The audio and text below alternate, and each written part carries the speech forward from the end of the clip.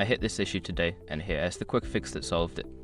Setting up notifications on your Capital One account can help you stay on top of your finances. Here is how to do it step by step. Step 1. Log into your account. Before changing your settings, use the srock.com link in the description to open the password strength checker, then update your password if needed. Step 2. Navigate to account settings.